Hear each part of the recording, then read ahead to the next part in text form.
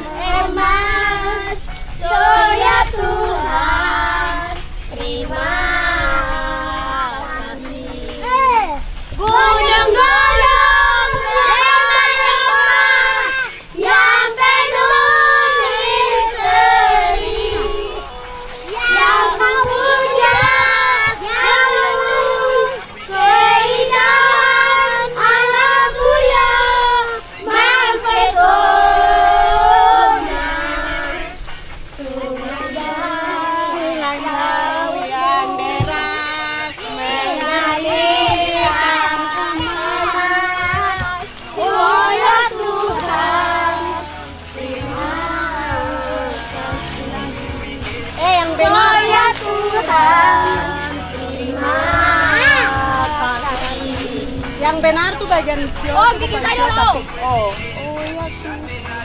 Ya Tuhan. Kalau untuk mengenai aktivitas kami setiap hari pada 2013 bulan Februari, yang tadi Kakak Agus bilang itu kelompok pertama yang kami waktu itu jalankan di Buper, tepatnya di teman-teman dari Tolikara dan Yahukimo di atas jalan masuk Goa Maria. Terus kalau yang kedua terus kita semakin hari semakin mencari tahu di mana anak-anak Papua itu ada dan di mana mereka ada tapi mereka punya keinginan untuk belajar tapi tidak ada orang yang menggerakkan mereka untuk belajar. Jadi kita semakin cari tahu dan Kakak Agus ketemukan adik-adik yang dari Kota Raja, Kebai, terus Kakak Agus menggandeng kami yang lain untuk kita mengajar lagi yang di Kota Raja. Setiap harinya kita punya aktivitas di Kota Raja. Itu kami belajar, ada juga yang di akhir dari belajar atau awal belajar itu kami menceritakan cerita-cerita rakyat tapi yang berasal dari Papua, tidak dari luar-luar. Karena dengan kita mengajar mereka tentang di mana dia asal, terus dia harus tahu kemana dia akan melangkah, terus dia juga harus tahu siapa dia yang sebenarnya. Jadi kita dalam aktivitas kita sehari-hari kita memperkenalkan mereka huruf bagi yang belum mengenal huruf. Kalau yang sudah mengenal huruf kita belajar matematika, terus ada kalau kurang lebih ada sekitar 1 hari yang kita belajar bahasa Inggris. Terus ada aktivitas-aktivitas lain yang kita juga lakukan bersama adik-adik. Intinya bahwa dari apa yang kita bagikan dan apa yang kita tahu, mereka juga tahu, mereka juga belajari dari situ dan mereka suatu saat nanti mereka tahu dan mereka bisa rasakan apa gunanya maksudnya kita kasih belajar dorang nanti suatu saat mereka, dengan harapan suatu saat mereka bisa menjadi anak yang berguna bagi tanah Papua. Pendidikan dengan dinamika yang ada di daerah, pelajaran-pelajaran yang ada di daerah itu tidak masuk di dalam konteks pendidikan sehingga kadang anak ini mau belajar itu sangat sulit.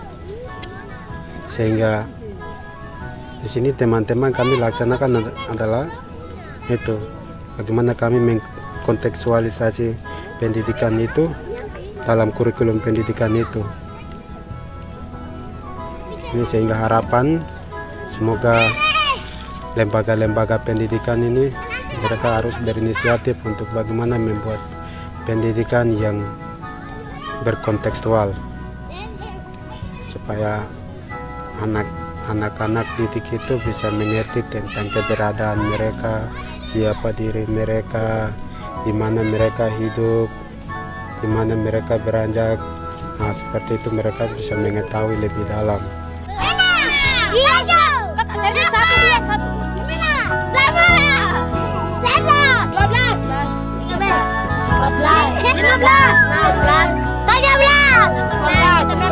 Oke, yang dua siapa tadi? Saya. Sini. Saya. Sebelah sini. Tiga. Empat tadi siapa? Sini. Polisi untuk apa? Jaga pintu. Pilot. Pembantu Kakak Agus. Ini apa? Aroma. Honai. Honai? Oke. Ini apa? John? Gunung. Gunung? Dan rumah. Gunung dan rumah. Untuk siapa? Untuk siapa? Kita. Kita. Oke. Berikut siapa? Samuel. Untuk kita membuang sampah ke tempat sampah agar lingkungan bersih dan tidak mengakibatkan banjir. Burung cendrawasih. Menjaga burung cendrawasih. Burung cendrawasih. Otoniel. Jalanan. Sama gunung. Kami menjaga gunung agar bersih. Bersih. Oke. Nama saya Selvina Kobas. Balik. Lalu saya balik. Saya di sini helikopter dan hewan. Balik. Rumah dan gunung dan Gunung. kapal. Oke, kapal. Oke, tepuk tangan. Ini sekarang Nova. Nama saya Nova. Saya menggambar pemandangan dari kampung halaman Di mana nih? Paniai. di Paniai. Nama kampung ikan ini. Oke. Sudah semua. Rio punya, Rio. Rio. Rio? Saya menggambar pohon. Pohon untuk siapa? Untuk Masyarakat. Oke, tepuk tangan. Main satu, kok satu. Oke. Bikin lagi. Ini lagi dan Iya. saya gambar untuk masyarakat Papua. Jangan lari. Oke. Dia lagi. Iya, Pak. Saya menggambar pemandangan di sekitar kita, yaitu rumah sakit yang kita dan jalannya. Ada pohon dan ada jalanan. Oke. Dan di sini yang kekurangan yang kami kewalahan itu tenaga. Memang ini tenaga pengajar ini kami untuk kerelahan saja. Jadi tidak mempunyai gaji. Tapi ini kesadaran kita sendiri, kita melihat perkembangan pendidikan yang ada di Papua ini. Dan ini bukan bertentangan dengan dinas pendidikan, tapi kami hanya membantu dinas-dinas yang ada ini. Supaya anak-anak ini semoga bisa berkembang dan bisa memimpin tanah ini. Adik-adik kami itu sangat susah, seperti yang tadi Kakak Orjen bilang, butuh kesabaran. Ketika kita belajar seperti tadi mereka apa yang mereka lakukan tadi, ketika kita belajar tapi ada yang bermain. Lakukan terus mereka kalau aktivitas kita sehari-hari kita datang tanpa membawa makanan-makanan ringan, berarti ada anak-anak yang tidak mau belajar dengan alasan harus ada makanan ringan dulu baru mereka punya niat belajar. Jadi kita buat pendekatan dengan mereka untuk belajar juga, kita sering membawa makanan-makanan ringan untuk mereka. Puji Tuhan beberapa bulan yang sudah berlalu, sekitar 3 bulan itu mereka tidak minta makanan ringan, tapi mereka langsung belajar. Mungkin dalam kepribadian mereka sudah berpikir bahwa itu penting. Terus pendekatan yang kami lakukan juga itu kita merangkul dorang, kita kasih tahu baik-baik dengan bahasa kita, maksudnya bahasa ibu, atau kebetulan kalau yang di Kebai ini dari Paniai, terus kita yang mengajar juga kebanyakan dari situ. Jadi kita membuat pendekatan dengan dorang mungkin dengan menggunakan bahasa ibu, walaupun mereka tidak mengerti tapi mereka bisa mendengar. Kalau yang di Buper dari Tolikara dengan Yahukimo, kalau yang dari sini dari Paniai ada SD kurang lebih sekitar 20. Iya, yang di Buper. Kalau yang di Kebai lebih banyak lagi dari situ. Terus kalau SMP di Buper tidak ada. Kalau di Kebai ada. Adik. 1, 2, 3. Ya Tuhan, terima kasih dia sang hari ini kita mau makan siang. Tuhan Yesus sudah memberkati kita. Dari pagi kita sudah masak, sekarang kita mau makan. Tuhan Yesus memberkati kami.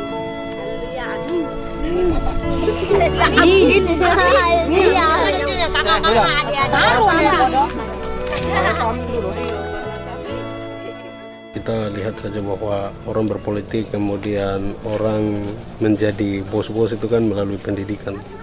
Dasarnya pendidikan, itu semua kita sadar. Oleh sebab itu pentingnya pendidikan itu kita tidak bisa pungkiri hanya sebatas bagaimana sekolah formal kemudian kita mendapatkan itu kemudian lalu kita anggap sudah, tetapi banyak hal yang kemudian kita bisa lakukan, terutama generasi muda itu supaya sadar bahwa pentingnya pendidikan. Nah, sehingga menurut saya persoalan di Papua yang paling mendasar salah satu hanya adalah bidang pendidikan. Nah, sehingga langkah yang dilakukan oleh GPM ini bukan karena berdasarkan realita. Kalau semua lihat realita pasti rasa simpatiknya ada. Tetapi saya lihat ini dari satu kesadaran yang benar-benar orang muda sadar, dan ini wujud dari revolusi mental dalam konteks pendidikan supaya orang-orang atau generasi muda itu bangkit dan membangun pendidikan yang baik di Indonesia dan di Papua. Dan di pendidikan alangkah baiknya di seluruh Indonesia mesti dikontekstualkan tadi seperti tadi. Lalu saya lihat sekarang kondisi di Papua ini kan kalau orang mau berpendidikan yang tinggi nanti menanyakan Anda siapa dan kau punya kapasitas apa. Nah, sekarang kita balik bertanya, oke, Anda siapa dan Anda dari mana? Atas dasar itu, mari kepada teman-teman yang dari pegunungan, yang dari pesisir, kita sadar bahwa kita orang Papua yang sedang menghadapi kondisi pendidikan yang kritis, dan kita semua harus sadar bahwa pendidikan kami di Papua ini sangat hancur, kacau balau, sehingga kita mesti menata baik dan mesti ada orang-orang muda yang dengan gigih berjuang untuk membangun pendidikan, salah satunya GPM. Nah, harapan kami sebagai orang muda ya mesti bangkit untuk melihat tanah Papua ini, karena orang bilang kalau bukan kita nanti siapa lagi.